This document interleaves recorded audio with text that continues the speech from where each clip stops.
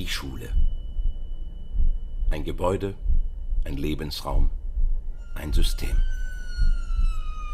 Mit ihren Klassenzimmern und Gängen sieht sie für den außenstehenden Betrachter friedlich und harmlos aus.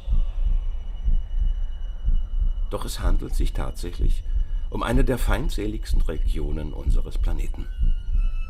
Doch selbst hier gibt es Lebewesen in atemberaubender Vielzahl, die sich Tag für Tag durchbeißen, kämpfen, überleben. Wir nennen sie Schüler und wir begleiten sie ein Stück mit der Kamera auf ihrer Reise durchs Schulleben.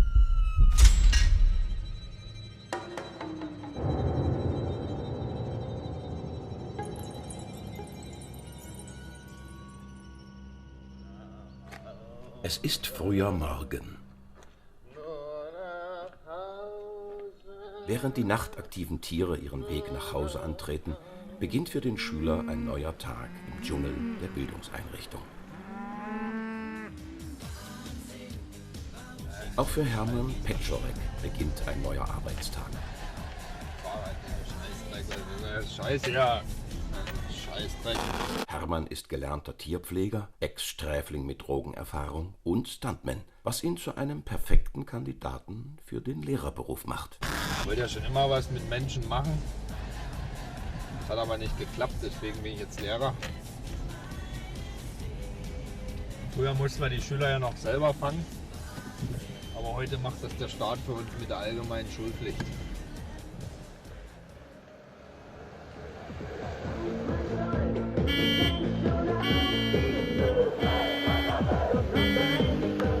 Ein paar vereinzelte Schüler irren noch hilflos auf dem Parkplatz vor der Schule herum. Hermann Petschorek muss ihnen helfen, ihren richtigen Platz zu finden. Das kann doch nie wahr sein, so eine Scheiße hier, verdammte Scheiße, rein mit euch jetzt hier ein bisschen schneller, wenn's geht. Na hallo! Etwa 6 bis 7 Jahre nach der Geburt ihrer Jungen geben die meisten Eltern ihre Nachkommen mehr oder weniger freiwillig in die Obhut einer sogenannten Bildungseinrichtung.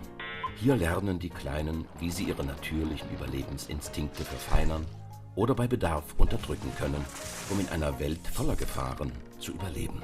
Die Schule ist dabei ein vom Staat künstlich angelegtes Biotop, was die Realität mehr oder weniger schlecht zu imitieren versucht.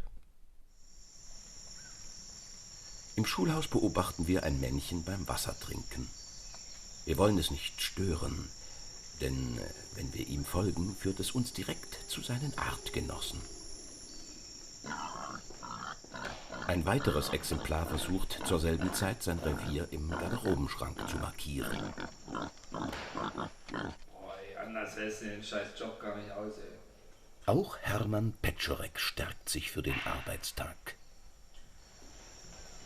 Wir sind dem Schülermännchen in sein Revier gefolgt, dem Klassenzimmer.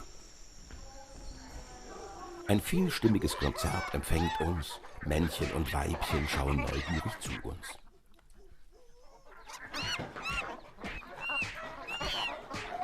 Unüberhörbar ist das durchdringende Brüllen der pubertierenden Jungen und das gackernde Lachen der Mädchen. Ein natürliches Balzverhalten zwischen den Geschlechtern. Eine besondere Art, die Männchen anzulocken, ist die Tarnung des Weibchens in bunten Stoffen und mit Accessoires. Dabei gilt, je weniger Stoff, desto anziehender. Beim Männchen wird dadurch der Speichelfluss angeregt. Da die körpereigenen Düfte noch nicht ausreichen, werden zusätzlich künstliche Duftstoffe versprüht. Die Jungen versuchen, durch spielerische Kämpfe mit ihren Artgenossen die Weibchen zu beeindrucken, was allerdings in den wenigsten Fällen Erfolg zeigt. In den letzten Jahren ist es Wissenschaftlern und Wirtschaftsexperten gelungen, das Kommunikationsverhalten der Schüler drastisch zu verändern. Elektronische Geräte sammeln wertvolle Hinweise über Aufenthaltsorte und Leben außerhalb der Schule, über Konsumverhalten und Lieblings-Alpha-Tierchen. Außerdem ermöglichen die Geräte die Kommunikation mit Artgenossen über größere Entfernungen hinweg.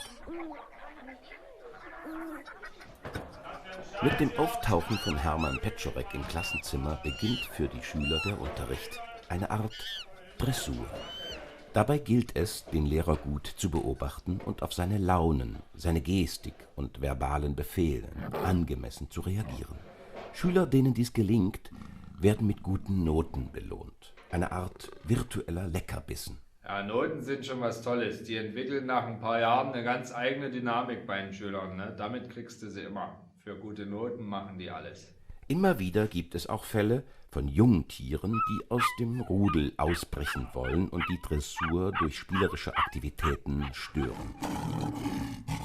Hier muss Hermann Petschorek zeigen, wer der Leitwolf ist. Ja, es gibt schlechte Noten, das zieht meistens schon.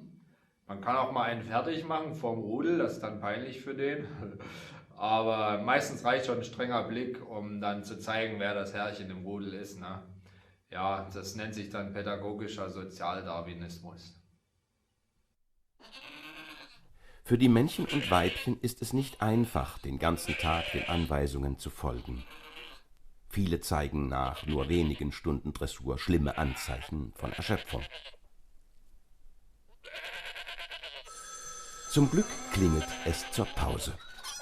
In den folgenden 5 Minuten werden die lethargischen Schüler erstaunlich lebendig und natürlich, um dann zu Beginn der nächsten Unterrichtsstunde sofort in Schockstarre zu verfallen. Einige Weibchen nutzen die Pause, um ihrem Harndrang nachzugehen. Eine Besonderheit der Weibchen ist, dass sie niemals alleine auf Toilette gehen, sondern nur im Rudel. Noch nie ist es einem Kamerateam gelungen, sie dabei zu filmen. Eine lange verschollene Aufnahme eines Hobbyfilmers aus den frühen 90er Jahren gilt weltweit als der einzige Versuch, die Weibchen auf der Toilette zu filmen.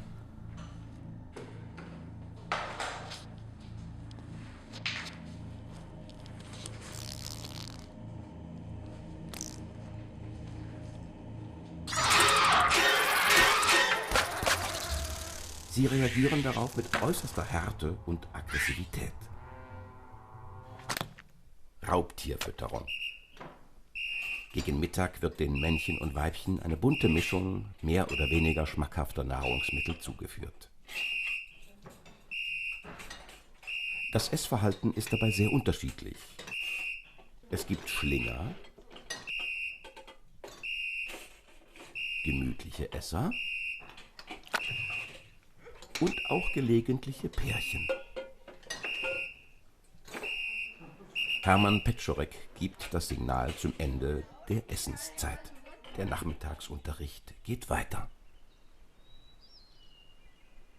Wir begeben uns auf die Suche nach besonderen Schülerexemplaren und finden diese in der Bibliothek. Hinter einem Stapel Literatur versteckt sich unauffällig ein Bücherwurm. An einem Computer finden wir außerdem einen sogenannten Nerd. Das sind überwiegend Männchen, die sich in der freien Natur unwohl fühlen und das Sonnenlicht meiden. Stattdessen haben sie sich ausgeklügelte Ersatzwelten geschaffen. Es wird später Nachmittag. Die Schüler verlassen nach einem anstrengenden Tag das Schulbiotop. Vielen von ihnen steht die Auszehrung ins Gesicht geschrieben, doch ihre Umgebung kennt keine Gnade. Bevor sie sich am späten Abend in ihre Höhle einkuscheln können, werden viele von ihnen noch zu Sport- und Musikkursen gejagt, um ihre natürlichen Entwicklung zu beschleunigen.